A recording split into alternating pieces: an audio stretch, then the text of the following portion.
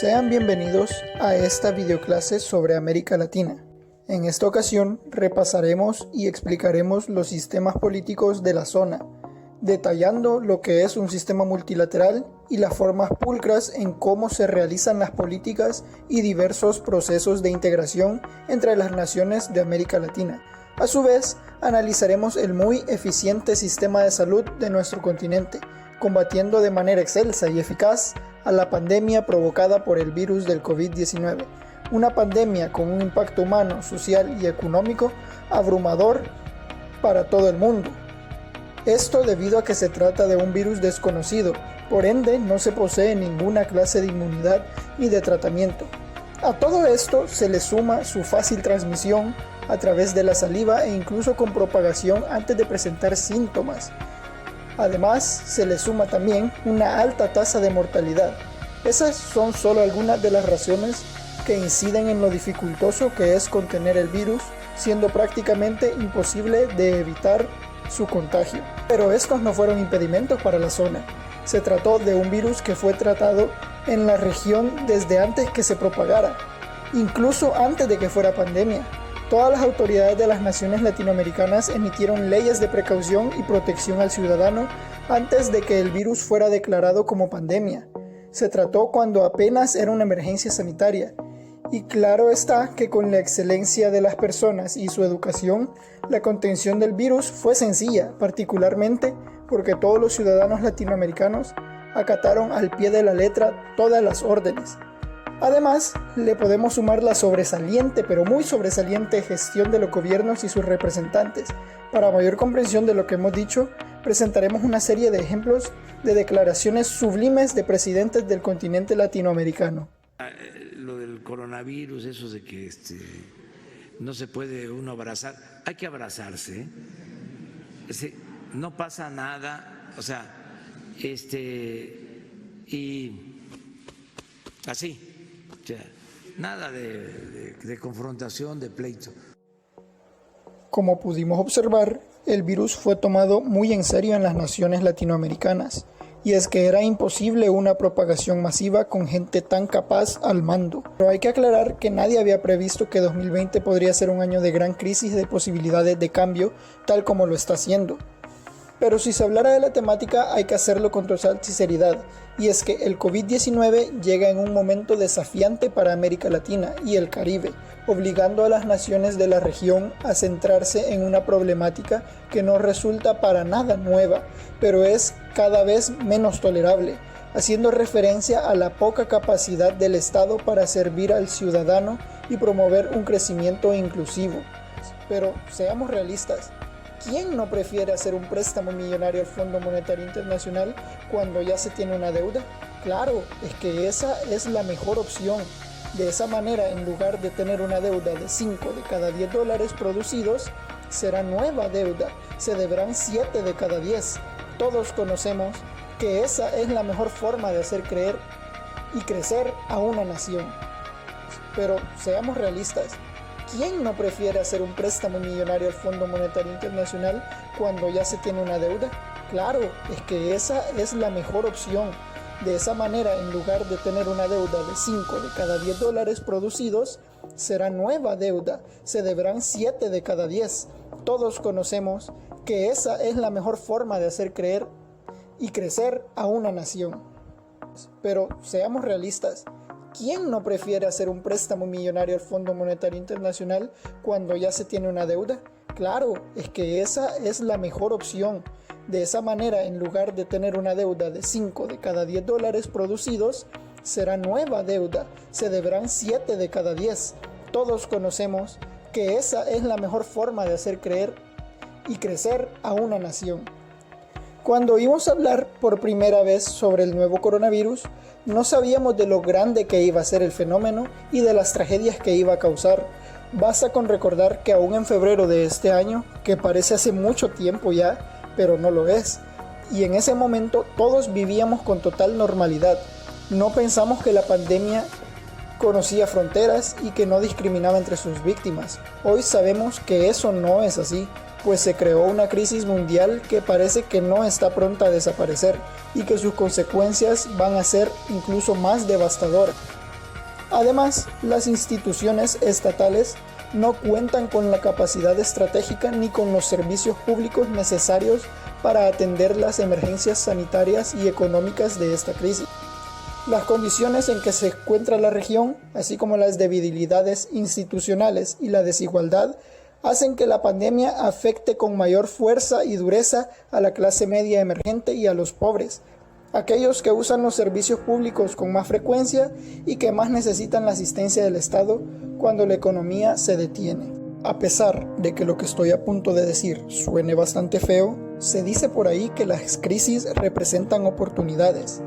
Y es que esta emergencia ofrece a los gobiernos de América Latina y el Caribe la posibilidad de transformar las instituciones económicas y políticas que hacen de nuestra región una de las más desiguales del mundo. Pero la verdad es que debe ser hora de plantear un nuevo contrato social que sea la base de instituciones inclusivas con el afán de promover la igualdad de oportunidades y que pongan al ciudadano en el centro de las políticas públicas.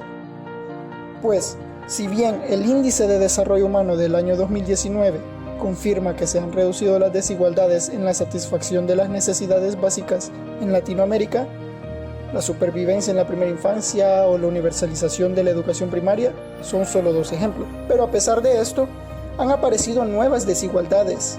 Se observa que cuanto mayor es el nivel de ingreso, mejor es el acceso a los servicios de salud y a la educación de calidad. Igualmente, la proporción de la población que tiene estudios superiores crece a un ritmo más de 6 veces mayor en los países de desarrollo humano alto.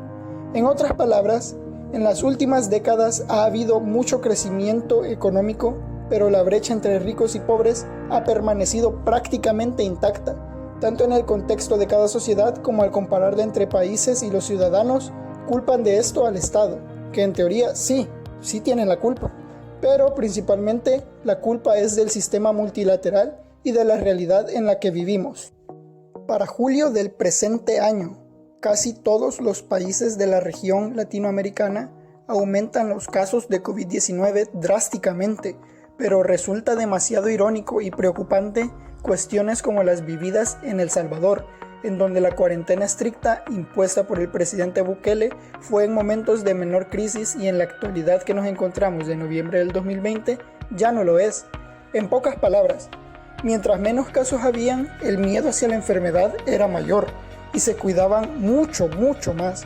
Pero en medida que avanzó el tiempo, el número de contagiados aumentó, las medidas de salubridad disminuyeron y la gente ahora sale a bares, a playas y a muchos lugares muy concurridos, en donde se puede ver a muchas personas estar en el lugar sin mascarilla, incluso, pero entre clústers los contagios no se dan, ¿verdad?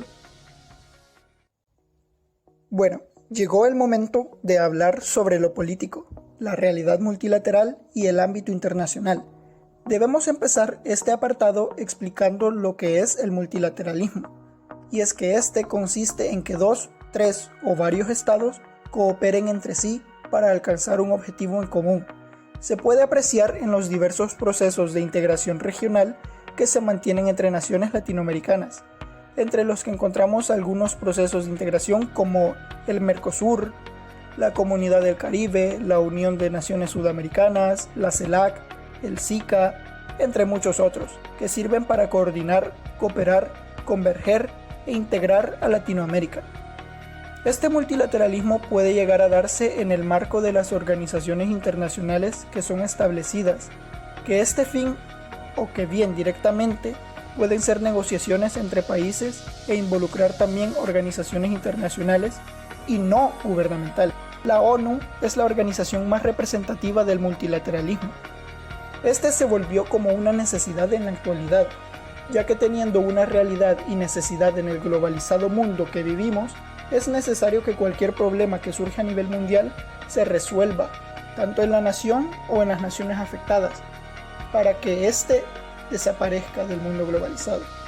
Para que exista el multilateralismo, las naciones deben de actuar de forma unitaria, aunque en algunos casos puede llegar a ser impuesto o forzado. ¿A qué me refiero con esto?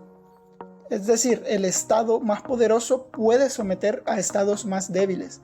Sí, sé que esto no debería ser así, pero lo es.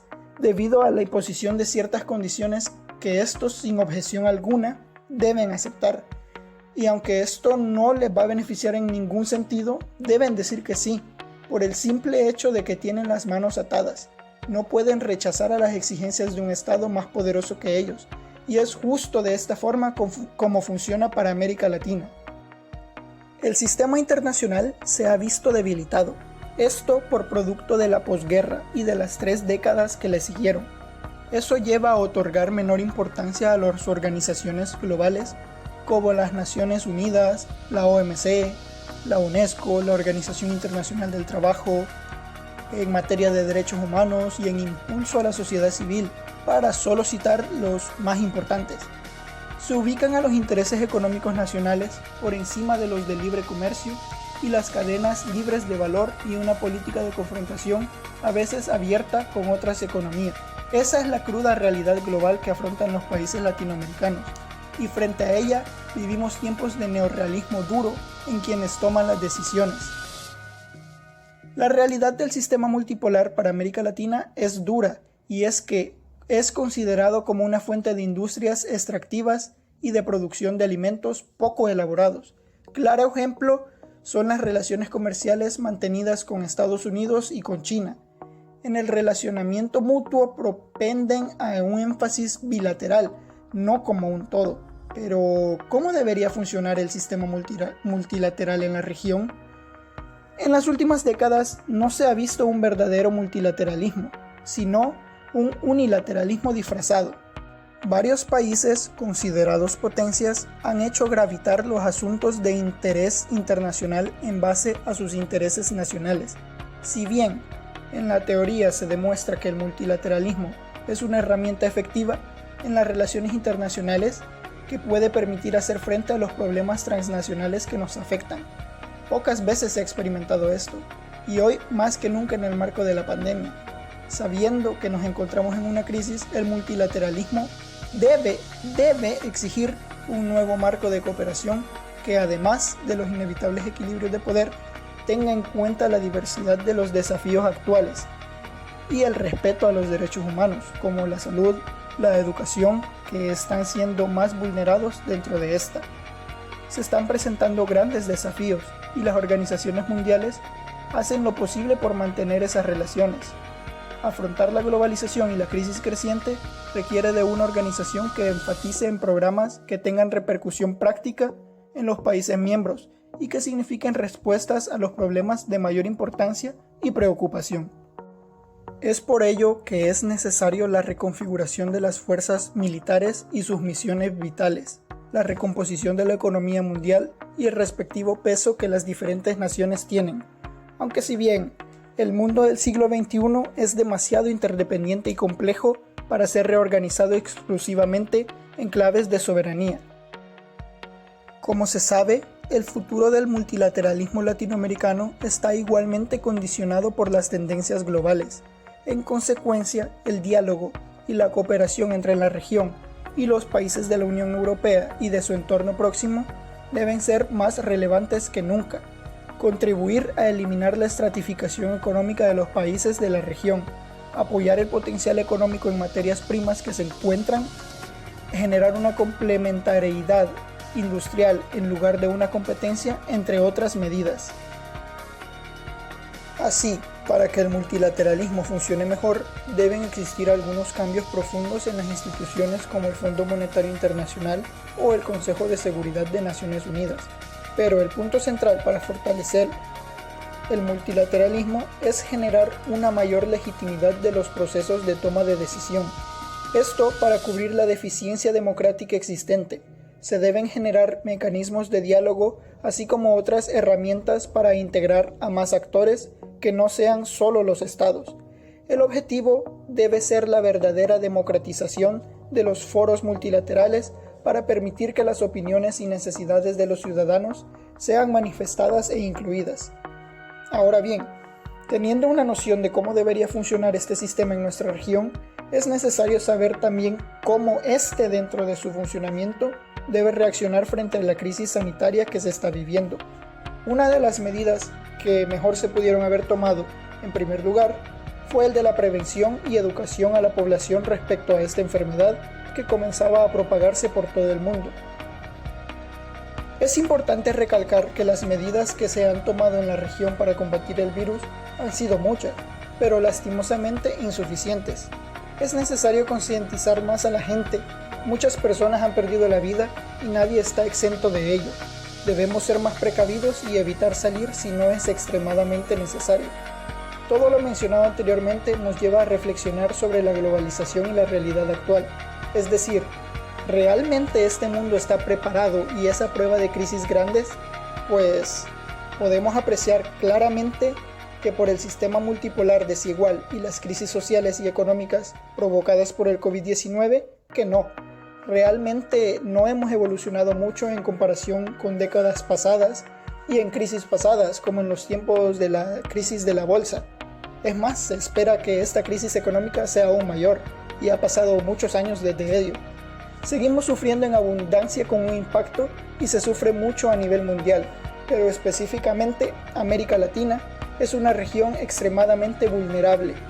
El mundo no está listo para las crisis y debemos aprender a estarlo y recibir las menores consecuencias, y debemos estarlo lo más pronto posible. Y de esta forma hemos concluido con la temática. Gracias por su atención prestada y esperamos que lo hayan disfrutado.